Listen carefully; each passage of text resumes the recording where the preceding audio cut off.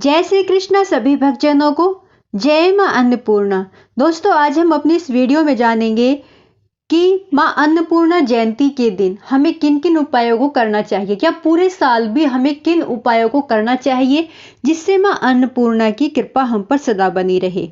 हर वर्ष मार्गशीर्ष माह की पूर्णिमा तिथि को अन्नपूर्णा जयंती मनाई जाती है। मां अन्नपूर्णा को अन्न की देवी कहा जाता है। मां अन्नपूर्णा की कृपा से पूरी सृष्टि का भरण पोषण होता है।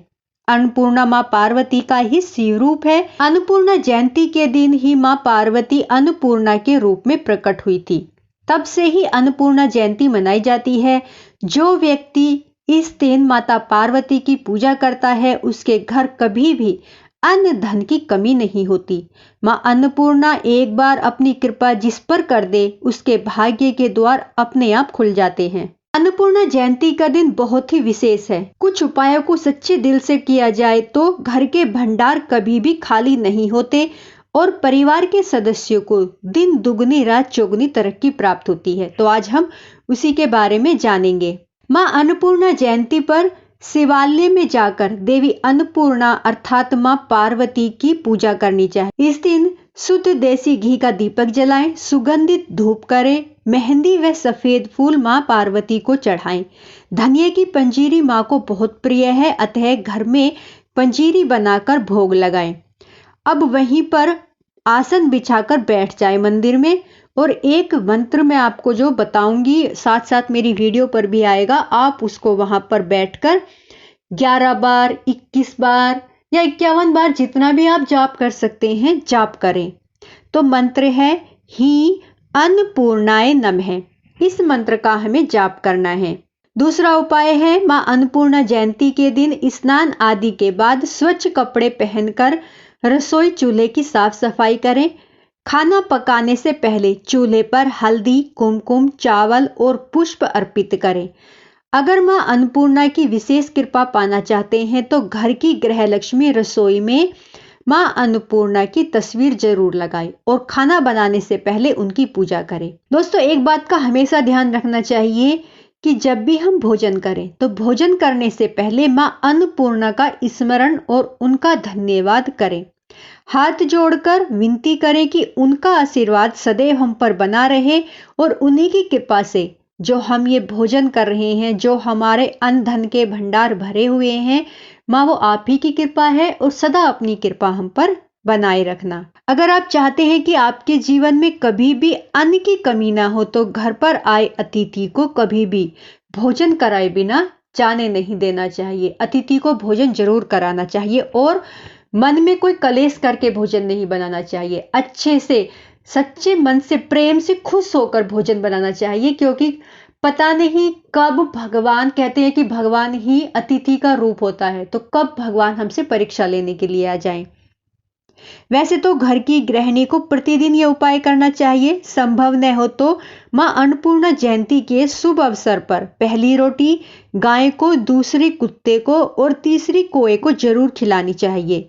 ऐसा करने से देवी की विशेष कृपा बनी रहती है। मां अन्नपूर्णा जयंती के दिन आप जब कलश स्थापित करते हैं तो एक कटोरी में यानी कि 7 प्रकार के धान अवश्य रखने चाहिए। 7 प्रकार के अनाज हैं बाजरा, जावा, गेहूं, तिल, मूंग की दाल, चावल, उड़द की दाल। इस प्रकार से 7 प्रकार के अनाज एक पात्र में रखें। फिर उसमें एक सिक्का और लाल चंदन, एक सुपारी, एक जनेऊ, हल्दी की एक गांठ रखें। फिर हमें कलश को जो है स्थापित करना है। मां अन्नपूर्णा जयंती के दिन अगर आप अखंड ज्योत जला सकते हैं तो बहुत अच्छी बात है। अगर नहीं कर सकती हैं तो इस बात का ध्यान रखना चाहिए कि जब तक आप पूजन करें, जब तक आप मंत्रों का जाप कर रहे हैं, पूरी पूजा आपकी समाप्त हो रही है, दीपक जला रहना चाहिए, दीपक बुझना नहीं चाहिए, नहीं तो हमारी जो पूजा है वो खंडित हो जाती है। तो अपने दीपक में इतना घी जरूर डालकर रखें कि दीपक बुझना नहीं चाहिए। इस दिन मां अन्नपूर्णा स्तोत्र का पाठ जरूर करना चाहिए।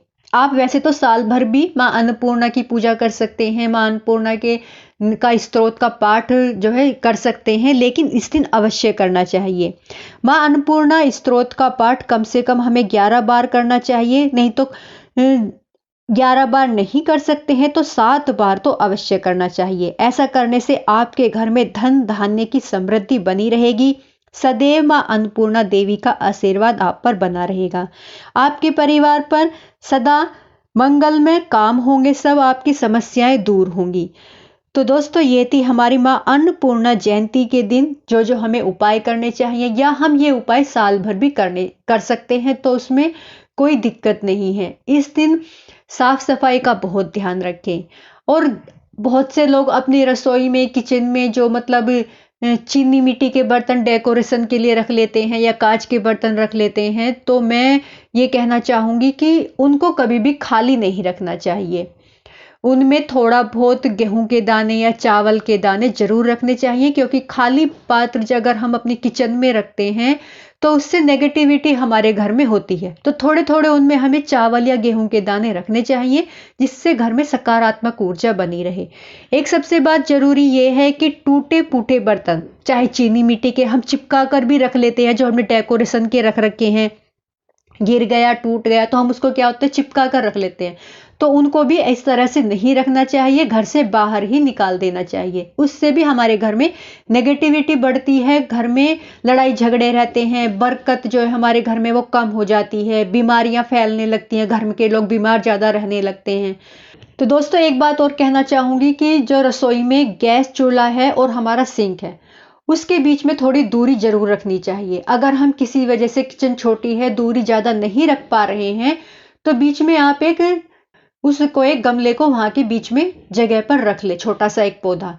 बहुत से होते हैं जो छाया में भी पौधे हो जाते हैं, तो उनमें से कोई भी एक पौधा आप वहां पर रख सकते हैं, क्योंकि जल और अग्नि को हमेशा दूर दूर रखना चाहिए। कभी भी उनको एक साथ थोड़ी कम दूरी पर अगर हम रखेंगे तो उससे भी हमारे घर में जो हमारे ग्रह होते हैं उन पर जो बुरा असर पड़ता है, हमारे ग्रह जो हैं वो हम पर बुरा प्रभाव डालने लगते हैं। तो इन बातों का भी हमें अवश्य ध्यान रखना चाहिए। तो दोस्तों मेरी वीडियो यहीं पर समाप्त होती है, और मेरी एक भी जानकारी अगर आपको पसंद आई हो तो प्लीज प्लीज दोस्तों लाइक, सब्सक्राइब, शेयर जरूर करें। बोलो जय मां अन्नपूर्णा।